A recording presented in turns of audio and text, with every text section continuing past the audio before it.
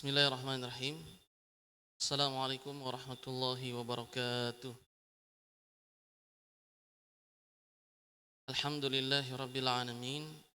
Wassalatu wassalamu ala ashrafil anbiya'i wal mursalin.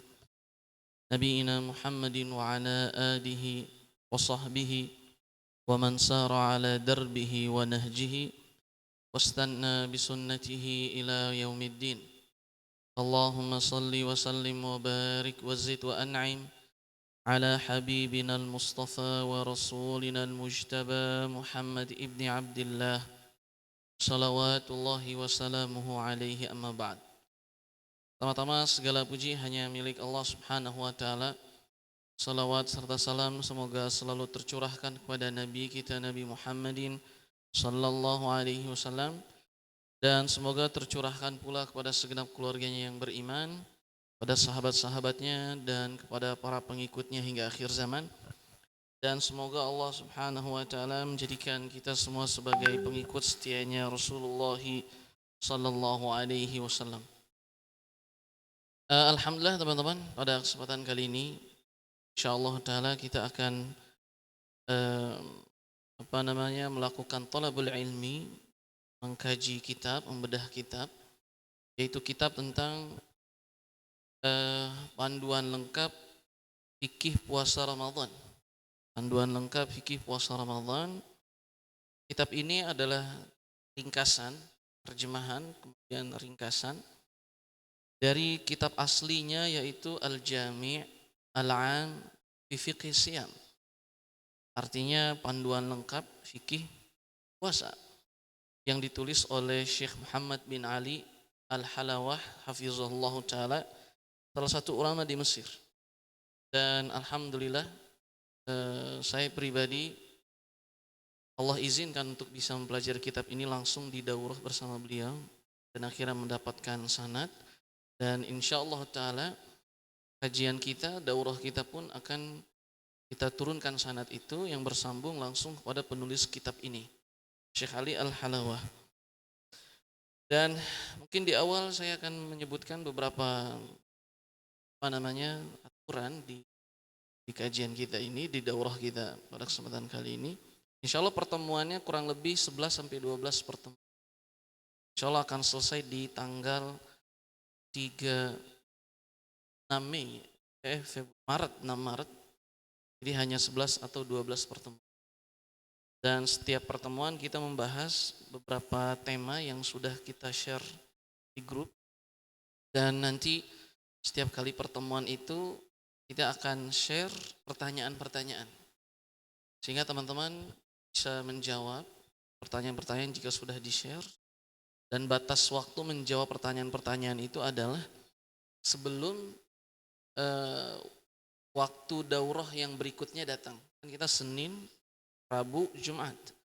Misalnya malam ini saya share pertanyaan dalam Google Form, kemudian silahkan dijawab, waktunya itu sebelum datang hari Rabu kajian berikut. Dan syarat untuk bisa mengikuti ujian akhir, yang dengan ujian akhir itu kita akan memberikan sanad insyaallah taala. Syaratnya untuk bisa masuk itu adalah menjawab pertanyaan-pertanyaan dari setiap kajian yang kita berikan gitu. Dan nanti pemberian sanad itu tentu bagi mereka yang capai nilai di atas 70 atau 75, jadi kita berikan sanad. Bagi yang belum mencapai nilai itu, maka silakan ikut remedial, dan jawab pertanyaan-pertanyaan sampai akhirnya nilainya bisa 70 atau sampai 75 itu untuk akhirnya bisa mendapatkan sanad. Kalau nilainya di bawah itu, insya Allah tetap kita berikan sertifikat. Sertifikat sebagai tanda kita telah mempelajari fikih ini secara ringkas tapi tuntas. Ringkas tapi tuntas gitu. Dan nanti kita akan berikan di acara Parade Tasmi Sukabumi insyaallah ta'ala. Karena biasa di Parade Tasmi itu yang diberikan sanad atau sertifikat itu santri-santri. Tapi insya Allah mungkin di parade tasmi berikutnya ada yang beda. Mana para orang tua yang ikut daurah ini, ikut ujian ini, dan yang mendapatkan sertifikat. Dan sertifikat syaratnya dia mengikuti lengkap, gitu. Ikuti lengkap dari awal pertemuan sampai akhir, gitu. Bagi yang tidak sempat mengikuti sampai akhir, maka ia simak di rumah dan nanti bikin laporan bahwasanya telah menyelesaikan 12 pertemuan, simak melalui streaming YouTube ya, ada di YouTube. Baru kita berikan sertifikat dan nanti kita panggil para ayah, para bunda yang ikut serta panggung dan kita berikan sanad dan sertifikat. Insyaallah taala. Baik. Kita mulai pada kesempatan kali ini kita hanya akan membahas tema sejarah diturunkannya syariat puasa ini. Seperti apa? Sejarah diturunkannya syariat puasa ini, kemudian definisi dan keutamaan ibadah puasa, kemudian hikmah disyariatkannya puasa itu apa, dan hukum yang berkaitan dengan hukum tentang orang meninggalkan puasa Ramadan dengan sengaja atau tanpa uzur. Itu hukumnya seperti apa dalam syariat. Kita masuk pada pembahasan pertama tentang sejarah disyariatkannya ibadah puasa ini. Nah, sebagian ulama ada yang mengatakan ada 5 fase. Sebagian ulama ada yang mengatakan hanya 4 fase saja. Bahwa fase yang pertama itu seperti yang diucapkan oleh Ibunda Aisyah radhiyallahu taala anha dalam hadis yang diriwayatkan oleh Imam Bukhari dan Muslim, bahwa puasa yang pertama kali Allah turunkan kepada Nabi Muhammad SAW adalah puasa Asyura. Ibunda Aisyah dalam hadis Bukhari Muslim ini, puasa Asyura itu 10 Muharram. Puasa Asyura 10, tanggal 10 di bulan Muharram. Bunda Aisyah mengatakan dahulu orang-orang Quraisy di zaman jahiliyah itu biasa berpuasa di tanggal 10 Muharram. Dan akhirnya Rasulullah SAW puasa di bulan itu, di tanggal itu. Dan ini sebelum turunnya kewajiban puasa Ramadan. Riwayat yang lain dari sebagian ulama bahwa fase yang pertama itu 10 Muharram dan puasa al-ayyam al-bid, yaumul bid, ayyam al-bid. Puasa 3 hari dalam 1 bulan. Nah, sehingga sebagian ulama mengatakan bahwa firman Allah Subhanahu wa taala dalam surat Al-Baqarah tentang puasa itu, A'udzubillahi minasyaitonirrajim. Subhanahu wa taala berfirman, kutiba alaikumus siyamu kama kutiba alal ladzina min qablikum la'allakum tattaqun. Telah diwajibkan kepada kalian puasa sebagaimana puasa ini telah diwajibkan kepada kaum sebelum kalian. Tujuannya untuk apa? Agar supaya kalian menjadi orang yang bertakwa. Jadi arti takwa itu kan berhati-hati. Ini kalau misalnya jalan itu jalan lubang itu dihindari, jalan yang mulus itu dilewati, diambil. Itu takwa. Nah, maksudnya kita puasa itu teman-teman, itulah yang mendorong kita untuk mampu tinggalkan ini yang tidak boleh, ini yang boleh. Ternyata ibadah puasa itu memiliki tujuan yang demikian. Kalau akhirnya kita mendapati diri kita lemah nih teman-teman, untuk mengambil ini yang sunnah, inilah yang dianjurkan, inilah yang dilarang, ini harus ditinggalkan. Kalau kita mendapati diri kita masih lemah di tema itu, kita latihanlah puasa sunnah. Untuk akhirnya kita mendapati semangat atau kemampuan bisa melakukan hal-hal yang disyariatkan. Contoh, misalnya kita ingin sholat malam, kemudian kita berat sekali seperti apa. Coba latihan puasa. Karena nanti hal-hal sunnah yang seperti itu bisa kita dapat. Misalnya contoh lagi hal-hal yang disyariatkan oleh Allah. Misalnya lakukan hal-hal yang sekiranya berat Di antara latihannya adalah banyak saum. Di saum itu akan melahirkan al-azmu, tekad yang saum itu bisa melahirkan tekad yang makanya orang yang biasa saum biasanya karakternya orangnya kuat, memiliki prinsip, kokoh, tidak mudah gitu teman-teman. Nah jadi pendapat pertama, fase yang pertama itu adalah puasa ayyamul bid, 3 hari dalam 1 bulan, gitu ya. Dan puasa Asyura 10 Muharram berdasarkan hadis Ibunda Aisyah radhiyallahu taala anha, hadis Bukhari dan Muslim. Nah, setelahnya fase yang kedua nih teman-teman. Fase yang kedua adalah ayyam ma'dudat. Istilahnya hari-hari yang lebih sedikit. Nah, hari-hari yang lebih sedikit inilah ini fase kedua dan di situ perintah puasa Ramadan. Jadi untuk Ramadannya itu ayyam ma'dudat. Ayat setelahnya bisa dibuka surat Al-Baqarah ayat 183 dan bawahnya 184. Ini deretan ayat-ayat yang membahas tentang puasa Ramadan. Ayyam ma'dudat, hari-hari yang sedikit. Dan ternyata ini ayat untuk puasa 184 Baqarah. Maksudnya apa? Hari-hari yang sedikit. Ternyata hari-hari yang sedikit itu kalau dibandingkan dengan jumlah puasa di fase pertama. Fase pertama tadi apa Pak? Puasa ayyamul bid 3 hari dalam 1 bulan dan Asyura sehari tanggal 10 bulan Muharram. Kalau di total setahun jadi berapa? Kalau sebulan itu 3 hari ayyamul bid, maka dikali 12 36 dan ditambah 1 hari 10 Muharram sehingga totalnya 37. Sedangkan Ramadan disebutnya hari-hari yang lebih sedikit, ayyam ma'dudat. Karena Ramadan itu 1 bulan antara 29 hari atau 30. Sehingga fase yang kedua ini barulah turun ayyam ma'dud. Yang Ramadan.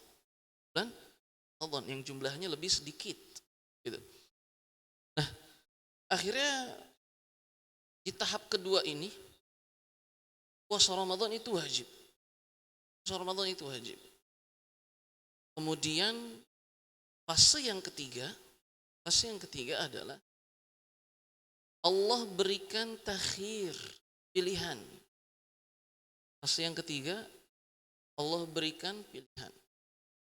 Barang siapa yang ingin puasa silakan berpuasa.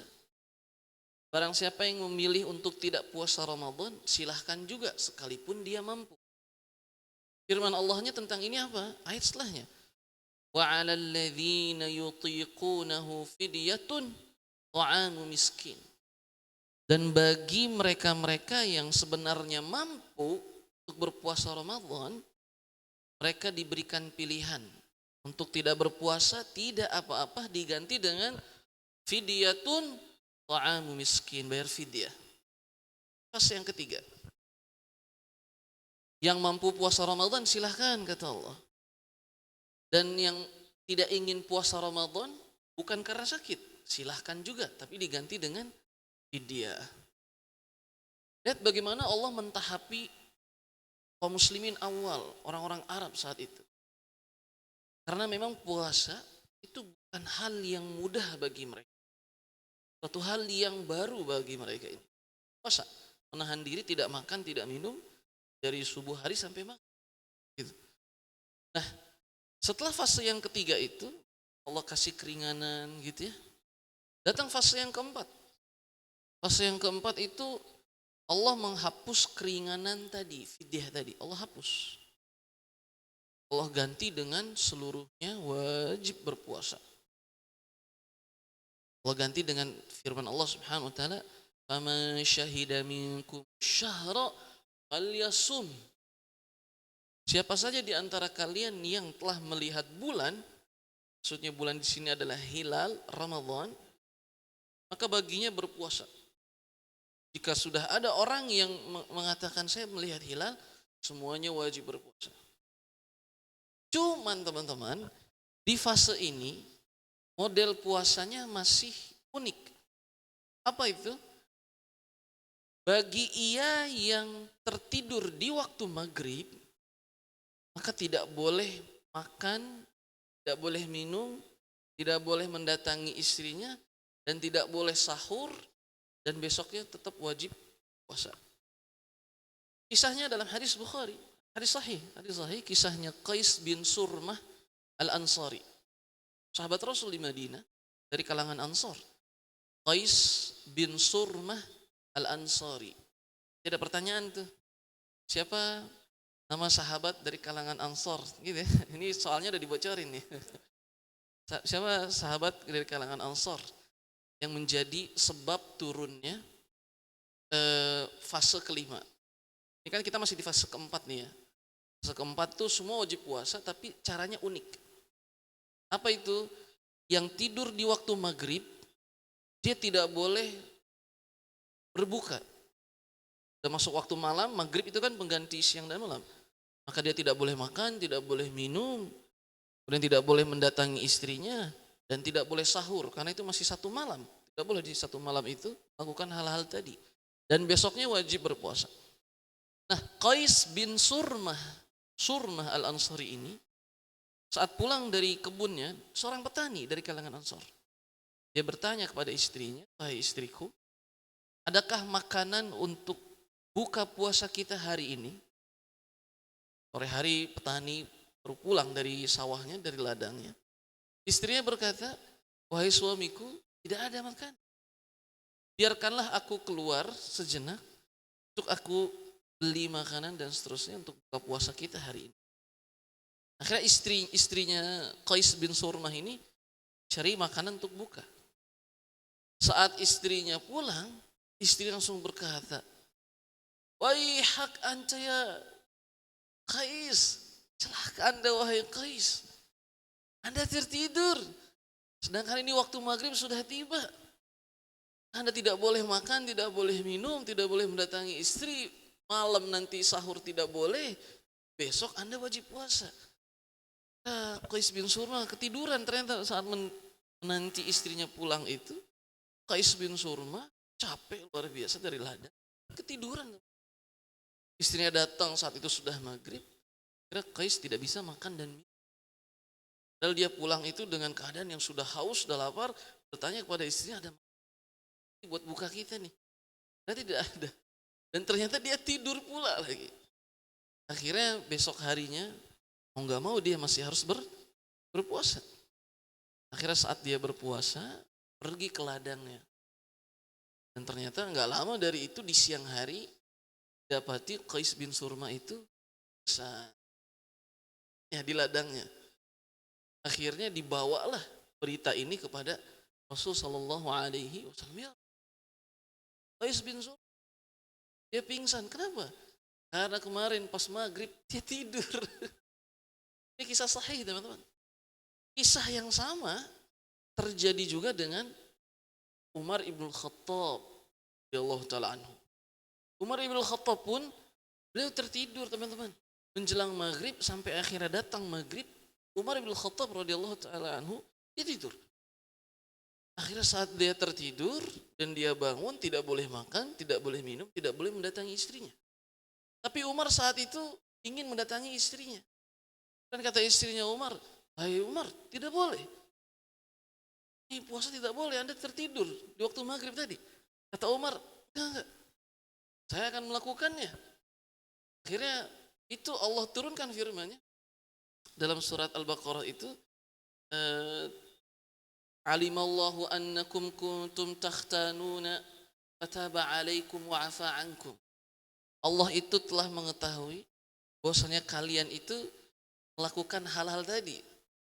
Kemudian Allah memaafkan kalian, kemudian Allah terima taubat kalian. Akhirnya dengan dua kisah ini Allah menurunkan fase yang kedua. Jadi Allah hapus tuh hal yang berat tadi. Kalau tidur sebelum maghrib, kemudian maghrib juga masih tidur, itu tidak boleh makan, minum, dan tidak boleh mendatangi istri, dan tidak boleh sahur. Ketika perbuatan sahabat seperti itu, tidak kuat sahabat dapati aturan yang seperti itu. Sampai itu terjadi pada diri Umar ibn Khattab sendiri. Jadi ada dua sahabat ya, Qais bin Surmah Al-Ansari dan Umar ibn Khattab Al-Muhajiri, kaum muhajir. Nah, akhirnya saat itu Allah Subhanahu wa taala langsung menurunkan ayatnya yang lain, yaitu hapus apa namanya yang tidak boleh tidur itu dengan firman Allah Subhanahu wa taala, al-yauma uhilla lakumut thayyib, yang di setelahnya itu ada yang lailatas siyamir rafathu ilan nisaikum hunna libasul lakum wa antum libasul lahun. Jadi gimana ayat awalnya itu? Uhilla lakum. Ada yang bisa cari ayat 1 surat Al-Baqarah ayat 186 coba. Bisa menulis surat Al-Baqarah ayat 186. Silakan dicek. Uhilla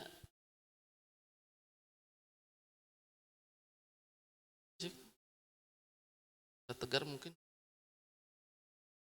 Surat Al-Baqarah 186 yang uhilla tiba alaikumus syiyam itu yang pertama. Wa ayyaman ma'dudat syahrul ramadhan alladzi unzila fil. Yang awal ayatnya uhilla.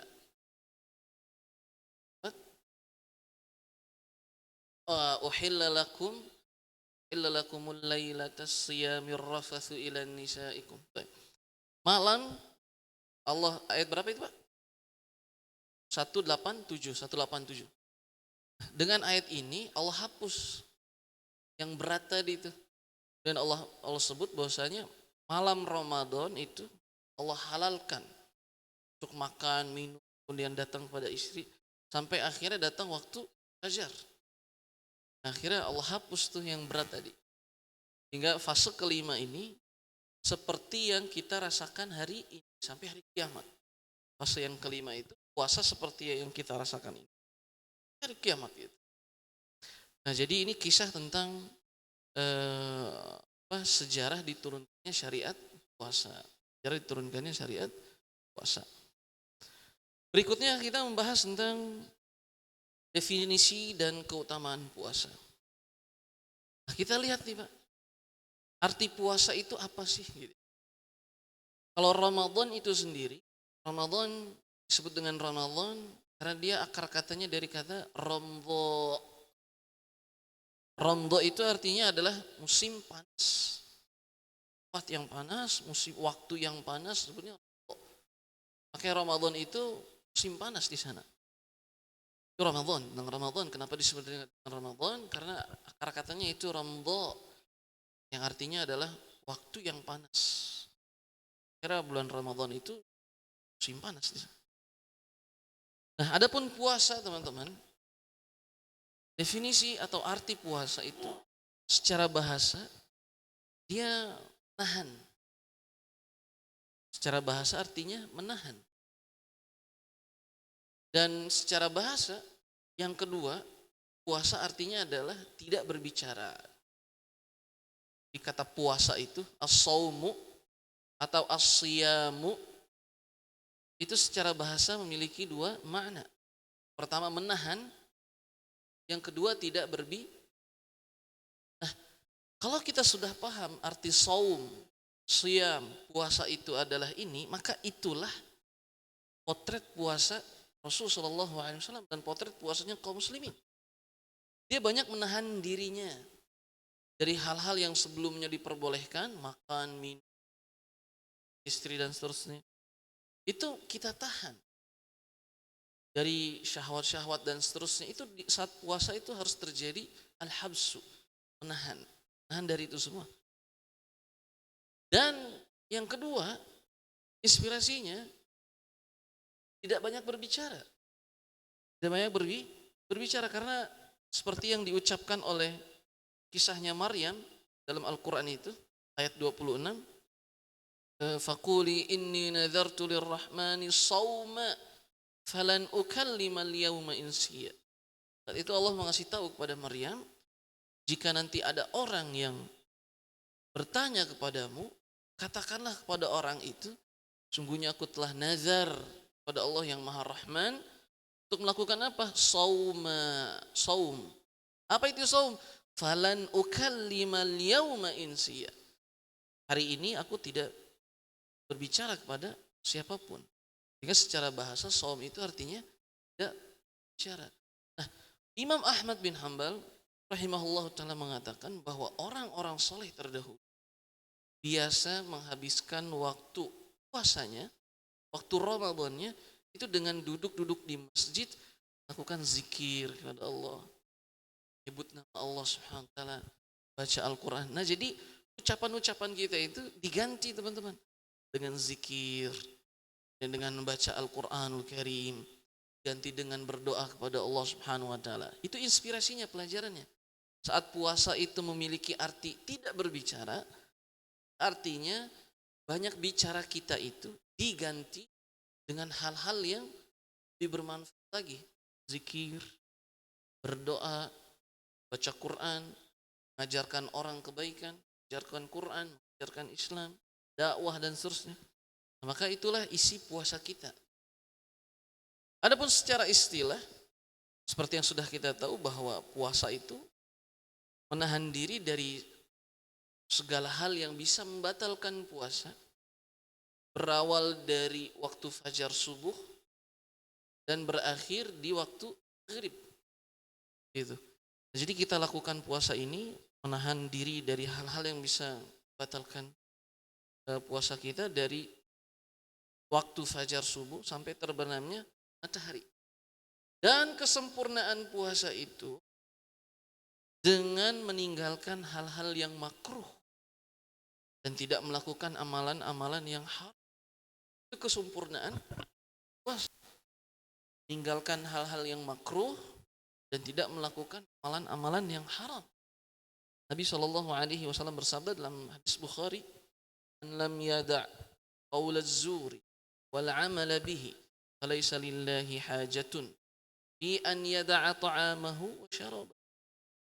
Barang siapa yang saat berpuasa itu dia tidak meninggalkan ucapan dustanya atau kesaksian palsunya, maka Allah tidak butuh pada rasa laparnya, rasa hausnya. Allah tidak butuh dengan itu semua. Dia akan sia-sia gitu. Nah, jadi itu teman-teman sedikit tentang definisi puasa. Secara bahasa itu ada dua.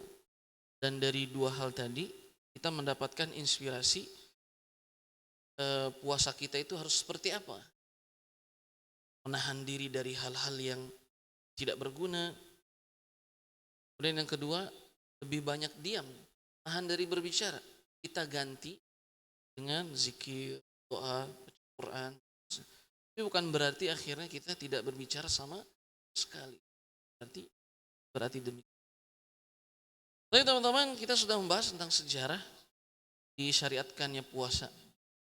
Kemudian sudah kita bahas juga tentang definisi puasa. Kita masuk pada pembahasan keutamaan puasa. Keutamaan puasa sangat banyak teman-teman. Misalnya dalam kitab bisa dilihat halaman 21. Di antara keutamaan berpuasa itu adalah seperti yang disampaikan oleh Imam Muslim bahwa Nabi SAW bersabda yang artinya tidaklah seorang hamba yang melakukan puasa sekali saja, sehari saja, dan dia niatkan itu untuk Allah, karena Allah, melainkan pahalanya apa? Allah akan jauhkan wajahnya itu dari api neraka Allah Subhanahu wa taala sejauh 70 kharifan. 70 perjalanan kharifan. Para ulama berbeda pendapat tentang kharifan itu. Ada yang mengatakan bulan, ada yang mengatakan tahun. Tapi sekalipun itu bulan misalnya, 70 bulan. Maka satu hari di hari akhir itu berapa tahun di dunia? Disebutkan satu hari di hari akhir itu 1000. Ya, maka kebayang perjalanan 1000 tahun itu. Baru satu harinya nih ya, belum sebulannya tuh. Sejauh apa wajah Mbak tersebut Allah lindungi, Allah jauhkan di api neraka Allah Subhanahu. Makanya dalam hadis Rasulullah SAW bersabda, "Was-saumu junnah." Puasa itu junnah, tameng. Tameng dari apa? Ke Allah. Itu keutamaan puasa. Banyak teman-teman. Di antaranya lagi misalnya ada keutamaan puasa yaitu Allah telah siapkan pintu surga yang namanya adalah Ar-Rayyan. Ternyata pintu surga itu dikhususkan untuk mereka-mereka yang ahli puasa. Karena nanti di hari akhir itu akan dipanggil teman-teman. Orang yang ahli puasa itu dipanggil dari pintu Ar-Rayyan ini untuk masuk surga. Melalui pintu Ar-Rayyan ini. Dan saat semua ahli saum sudah masuk, maka pintu surga itu ditutup. Gitu, karena tidak ada lagi yang masuk kecuali ahli saum. Para ulama bertanya, kalau yang dimaksud ahli saum itu siapa? Siapakah yang dimaksud dengan ahli saum itu? Ternyata para ulama mengatakan siapa saja yang bisa menjaga puasa Ramadannya, ia bisa jaga, maka ia termasuk ahli saum. Dia akan termasuk yang dipanggil untuk masuk surga melalui pintu Ar-Rayyan. Jadi bisanya seseorang menjaga puasa Ramadannya saja, wajibnya saja, dia akan termasuk golongan ahli saum. Apalagi nanti puasa sunnah lainnya gitu. Dan keutamaan berikutnya puasa ini, dia akan datang kepada Allah. Cuman ada dua hal yang datang kepada Allah Subhanahu wa ta'ala di hari kiamat itu, meminta izin kepada Allah untuk memberikan pertolongan, syafaat pada para ahlinya. Dua hal itu apa? Al-Quran dan puasa. Jadi kebayang dari semua amal teman-teman, hanya Al-Quran dan puasa yang datang kepada Allah untuk diizinkan agar ia bisa memberikan pertolongan atau syafaat pada manusia hamba Allah yang ahli Quran atau ahli saum. Jadi kebayang itu saat Nabi menyebutkan ada dua hal, Al-Quran dan saum. Itu kan menunjukkan keutamaan yang sangat luar biasa.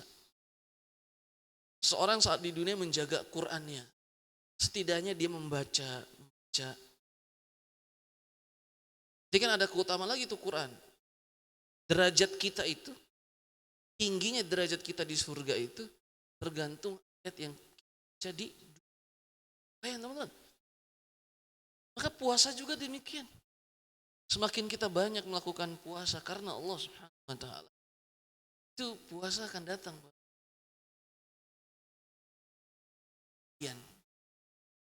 Ya saat di dunia jaga puasa. Sekarang puasa yang berganti. Datang ke Allah Subhanahu wa ta'ala berdasarkan hadis Rasul sallallahu alaihi wasallam. Setidaknya itu tiga hal tentang keutamaan puasa. Sehingga nanti kalau ada pertanyaan, betulkah sejarah turunkannya syariat puasa itu ada sekian fase, dan siapakah nama sahabat yang disebutkan di fase keempat, dan ayat apa saja tadi itu ayat yang mana tadi yang disebutkan tentang fase ini, fase itu, dan seterusnya. Kemudian kita bahas tentang isi puasa itu artinya sama ini, itu benar salah. Jawabannya nanti hanya benar salah. Gampang ya. Jadi kayaknya soalnya sudah saya kasih tahu. Tapi nanti dan sebutkan keutamaan puasa, ibadah puasa itu banyak sebenarnya teman. Baik, kita lanjut. Dalam kitab halaman 22 itu membahas tentang keutamaan bulan. Setidaknya cukup bagi kita. Keutamaan bulan Ramadan itu adalah menjadi bulan yang diturunkan jadi mulia. Dari surah Al-Baqarah ayat 180. Yang ingin kita sampaikan satu poin saja mungkin tentang keutamaan Ramadan ini. Jadi ada suatu hadis teman-teman. Ada dua orang sahabat mulia. Keduanya satu wafat, keduanya orang soleh. Tapi yang pertama ini wafat sebelum masuk Ramadan, wafat di medan jihad. Duanya ini dua orang soleh dan ikut berjihad. Yang satu wafat, yang satu tidak wafat. Kemudian akhirnya lama mereka melalui hari demi hari, yang satu orang ini dan sampailah kepada Ramadan. Dan saat dia sampai ke Ramadan, sudah lewat Ramadan, dia bermimpi bertemu dengan sahabatnya yang wafat syahid medan jihad. Dia mendapatkan kedudukan yang tinggi dan seterusnya. Kemudian saat itu sahabat bertanya tentang orang yang sahabatnya yang tidak wafat ini. Dan ternyata Rasul mengatakan sahabatnya yang belum wafat ini dia lebih tinggi derajatnya. Bingung sahabat, kok bisa? Tidak sahabatnya yang pertama itu wafat di medan jihad. Kenapa dia yang tidak mati syahid derajatnya lebih tinggi daripada dia yang wafat di medan jihad? Kan pertanyaan yang membuat sahabat, dua-duanya ikut jihad, tapi satu syahid, tahu pahala syahid itu langsung masuk surga dan diberikan syafaat untuk 70 keluarganya bisa diberikan syafaat. Tapi ini sahabatnya yang tidak wafat syahid di medan jihad itu, kok kata Rasulullah SAW dia lebih tinggi derajatnya? Saat itu para sahabat bertanya, kenapa ya Rasulullah? Di antara sabda Rasul Shallallahu Alaihi Wasallam adalah karena orang ini masuk Ramadan. Sedangkan yang mati syahid itu sudah tidak masuk Ramadan karena sudah selesai amal solehnya. Yang belum wafat ini dia masuk dalamnya, isinya dengan artinya apa teman? Tamaan doang isinya. Maghfirah Allah Subhanahu wa taala dari semua dosa.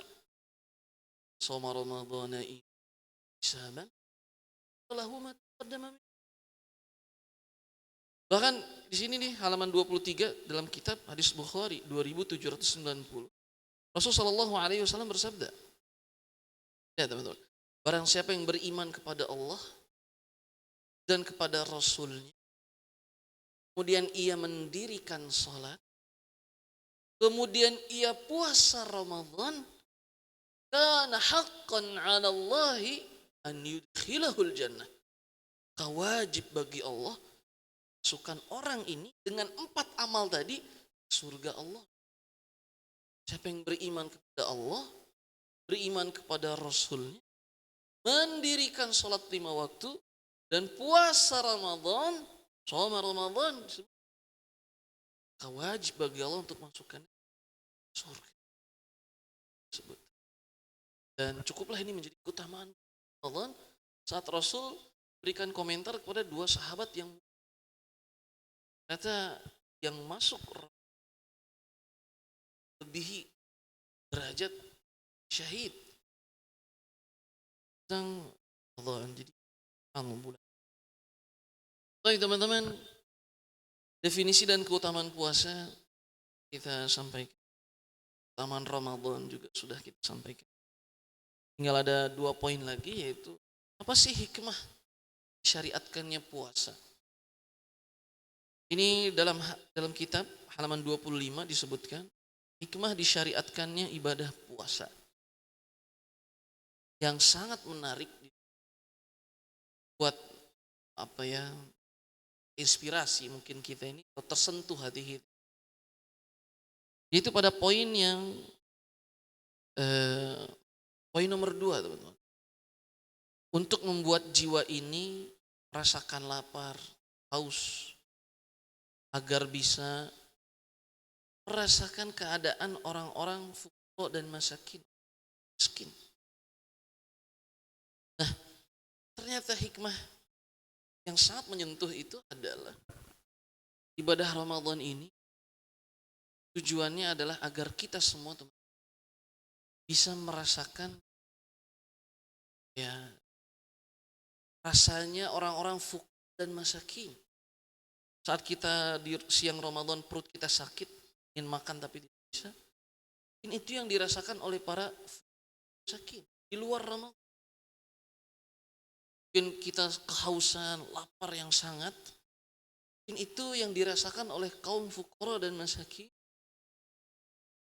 Tujuan besar dari puasa Ramadan, hikmahnya diantaranya adalah agar kita ini menjadi memperhatikan kaum masakin. Kalau ingin kita lihat bagaimana potret Rasul Shallallahu Alaihi Wasallam, di antara yang paling Rasul tampilkan dari amal soleh yang beliau lakukan di Ramadan, itu yang paling besar di antaranya adalah sedekah.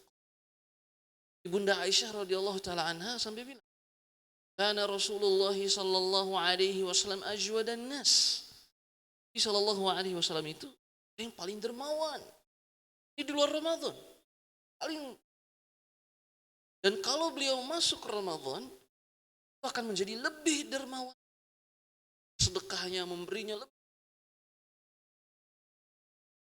Bahkan disebutkan dermawanannya itu lebih cepat dari hembusan angin. Disebutkan oleh Ibunda Aisyah. Maksudnya apa? Lebih cepat dari hembusan angin. Dia itu saking cepatnya, akhirnya Rasul ketika ada orang yang butuh, Rasul segera beri. Rasul segera beri. Atau makna yang lainnya adalah sedekah Rasul sangat banyak, terasa udara anginnya, sejuknya. Sedekah sir. Diam-diam di bulan Ramadan itu sedekah. Saking Rasul saat lapar, syariatkannya puasa, jadi ingat pada kaum miskin. Itu yang Rasul lakukan. Oleh karenanya teman-teman, Imam Abu Hanifah rahimahullahu taala sampai mengatakan zakat fitrah itu ajarannya apa? Bisa diberikan kepada miskin. Bisa kita bilang teman-teman, Ramadan ini, bulan Ramadan, pastinya yang dilakukan. Dan Ibunda Aisyah melanjutkan lagi, dan akan lebih dermawan lagi saat menyetorkan Quran kepada Jibril di 10 hari akhir bulan. Rasulullah SAW sudah cepat hembusan angin, lebih cepat dari hembusan angin, lebih cepat lagi, lebih enggak main-main lagi sedekahnya itu. Kapan? 10 hari akhir bulan. Diberikan siapa? Sakit. Jadi artinya saat kita puasa itu kita harus ingat, oh subhanallah, ini yang bisa dirasakan oleh orang-orang fuqara miskin. Gak berhenti sampai di situ teman-teman. Terus mengikuti sunnah Rasul, bersedekah akhirnya. Cari fuqara miskin. Dan subhanallah teman-teman, ada satu doa yang Allah subhanahu wa ta'ala ajarkan kepada Muhammad sallallahu alaihi wasallam, dan beliau diminta untuk membacanya, memanjatkannya saat beliau sholat. Dan doa itu adalah diajarkan Allah subhanahu wa ta'ala, Allahumma inni as'aluka sakin. Ya Allah, minta kepadamu agar engkau berikan kepadaku rasa cinta kepada sakin.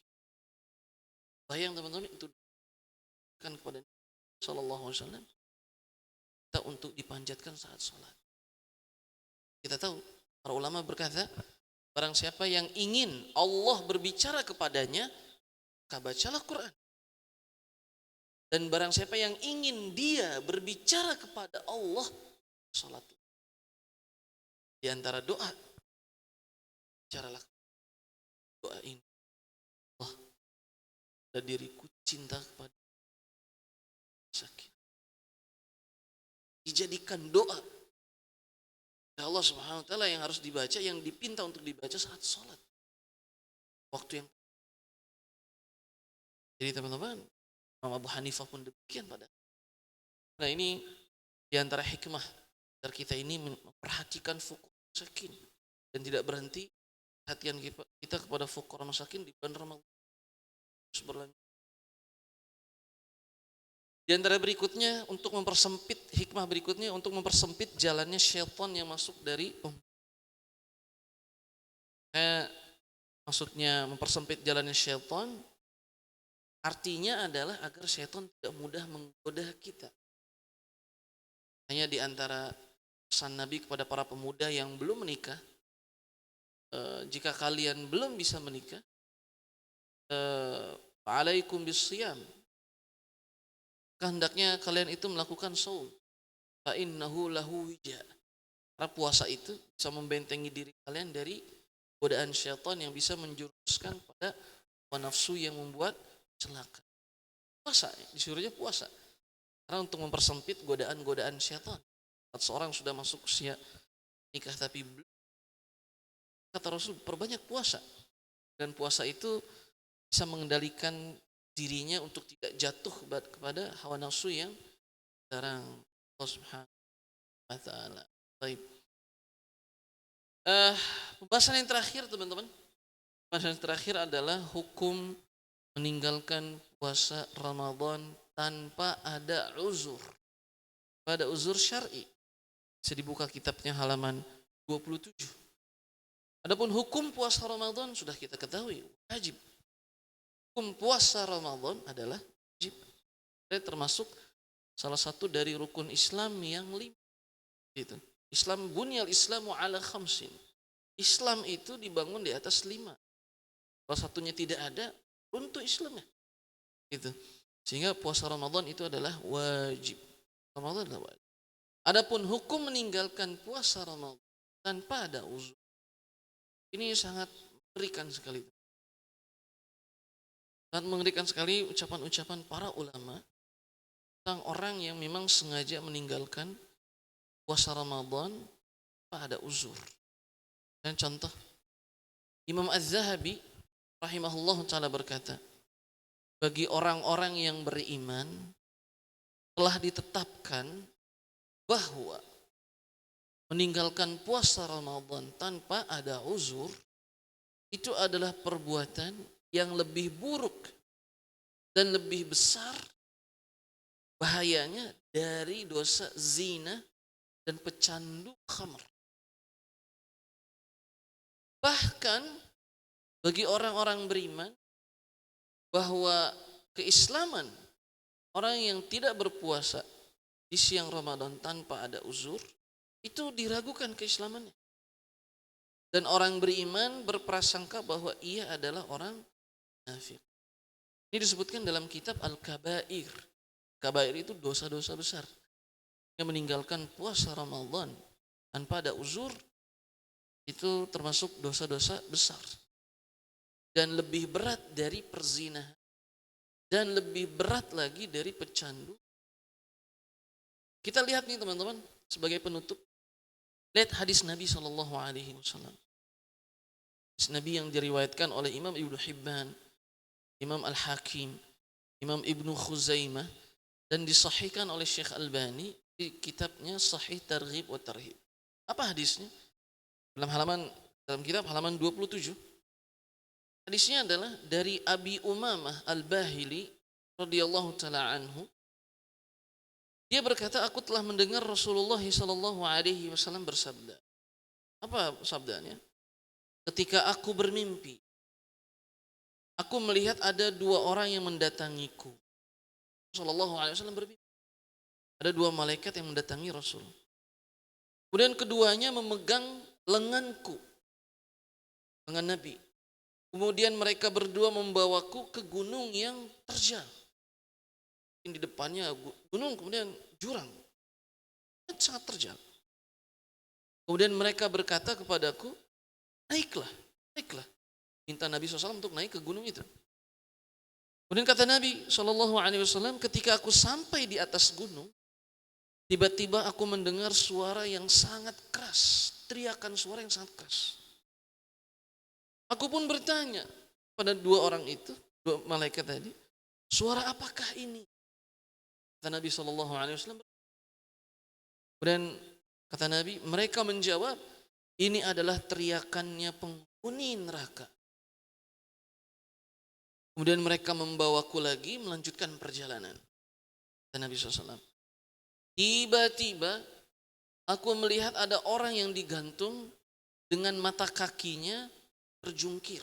dalam keadaan terjungkir. Jadi yang digantung tuh mata kakinya di kail. Dan kata Nabi SAW, pipinya sobek-sobek dan mengalirkan darah. Aku pun bertanya, siapa mereka itu?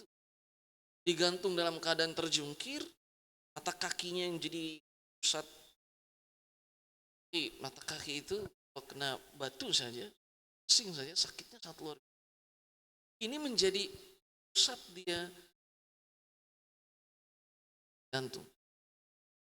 Kemudian dalam keadaan terjungkir, pipinya sobek-sobek dan mengeluarkan darah sangat banyak. Siapa mereka? Keduanya menjawab, mereka adalah orang-orang yang berbuka sebelum waktunya. Kayak yang berbuka puasa sebelum waktunya, mereka adalah mereka sebelum maghrib. Kemudian mereka membawaku melanjutkan perjalanan lagi. Tiba-tiba ada beberapa orang yang badannya bengkak-bengkak, kemudian baunya sangat busuk dan wajahnya sangat jelek buruk. Aku bertanya lagi, siapa mereka? Kata Nabi SAW. Dan malaikat itu berkata, mereka adalah para pezina laki-laki dan kaum.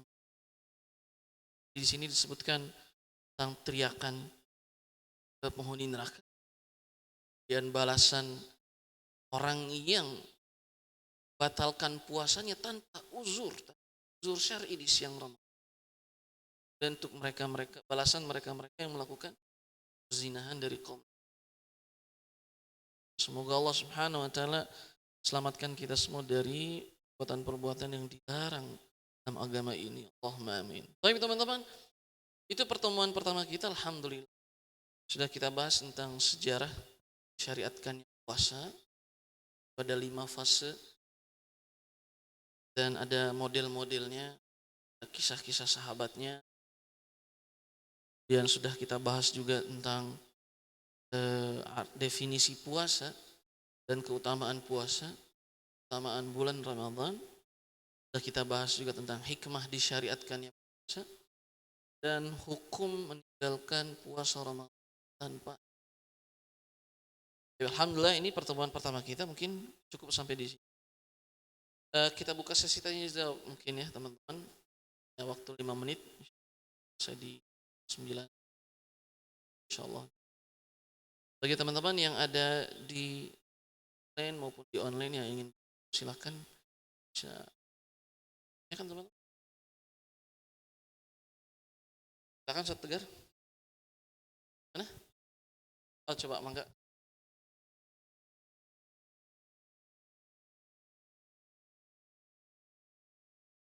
Sama.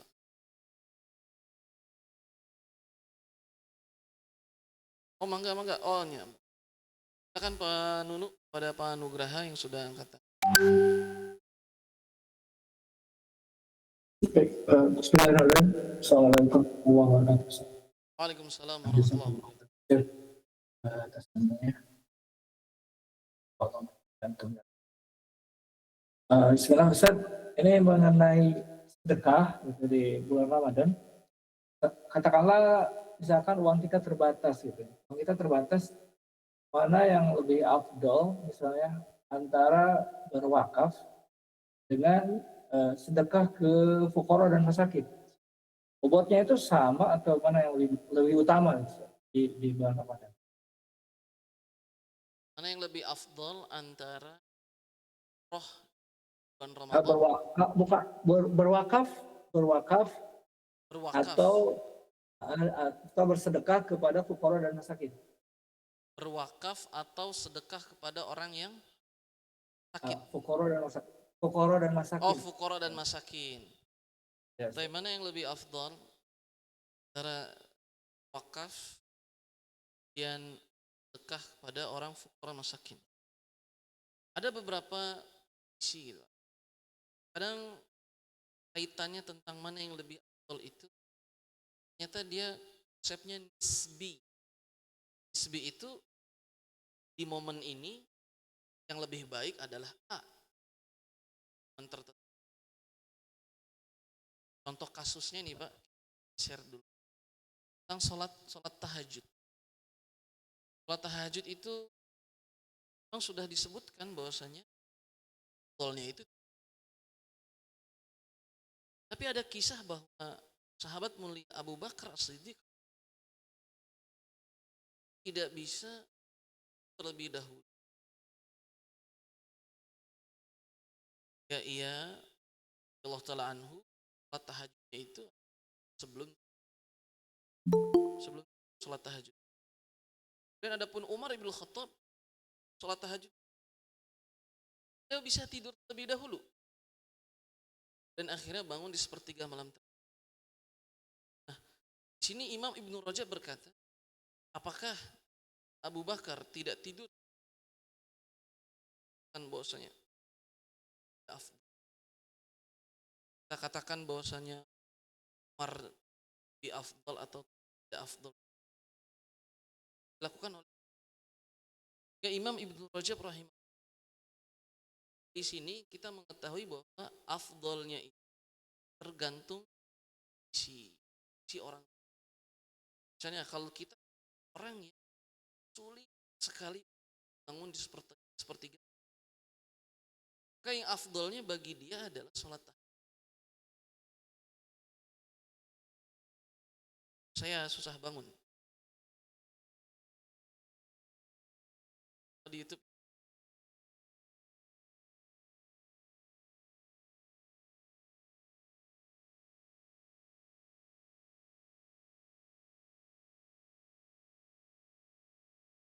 Baik.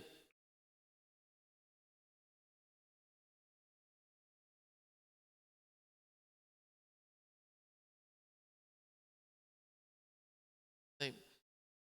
Jadi afdalnya itu tergantung dan kita. Kalau kita orang yang yakin bangun sepertiga malam terakhir, kita afdalnya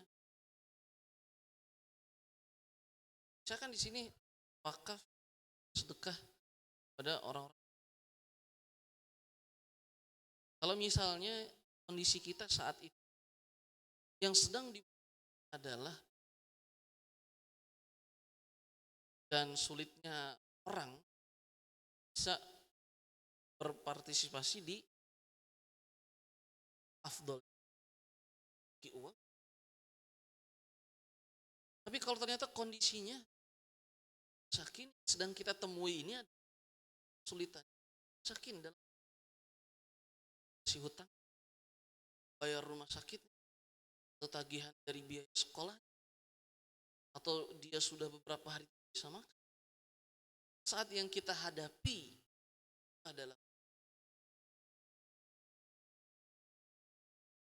kalau pada akhirnya bisa memenuhi yang memang sedang kita dan kita masih memiliki lebih. Tapi kalau ini pertanyaannya tidak yang ini sini maka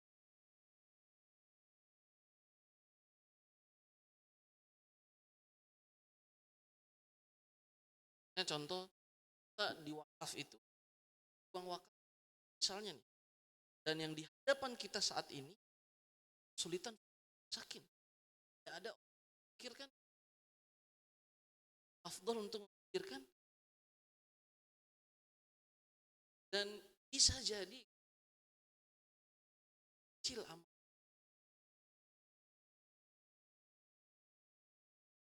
tidak ada yang besar amal karena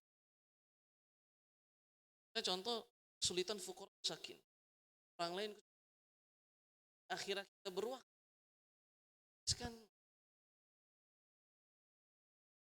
lebih baik kita kalau masakin waktunya itu bisa panjang nih dahulukan. Kalau ternyata yang gentingnya ini dua-duanya genting saking wakaf juga saja pasti yang lebih genting pasti. Contoh sedang terancam atau tidak segera dibangunkan dak misalnya coran dan masjid ini Sini lebih apa namanya bangun ke masjid misalnya. Nah, contoh harta wakaf masjid misalnya. Kayak Allah Ta'ala a'la alam bisawab. Tapi mungkin Ada Ustadz yang di YouTube katanya Ustadz, Ustadz untuk mu'alaf bisakah ikut fase ketiga karena belum siap untuk langsung masuk ke fase kelima atau harus berlaku fase kelima? Allah ini kaitan dengan fase. Jadi puasa itu sudah tidak lagi kembali fase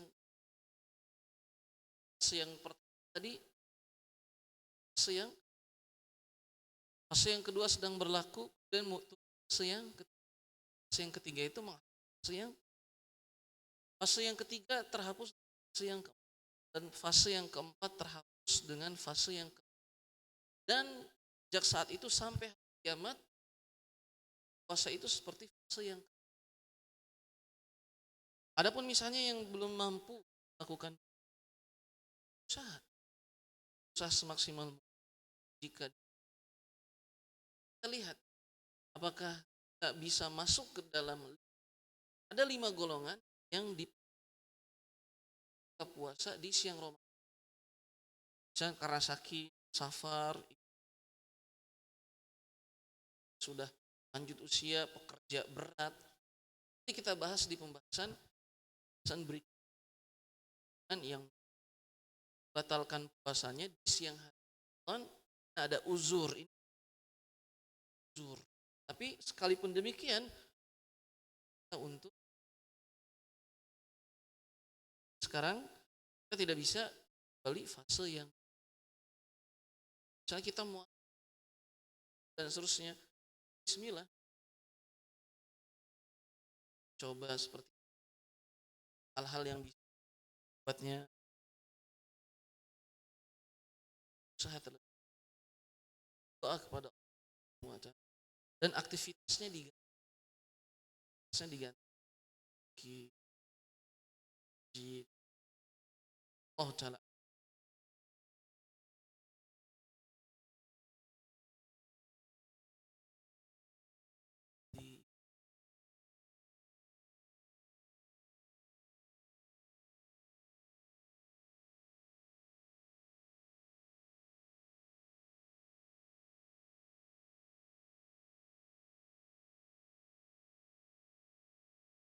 Tapi alhamdulillah kalau gitu teman-teman kita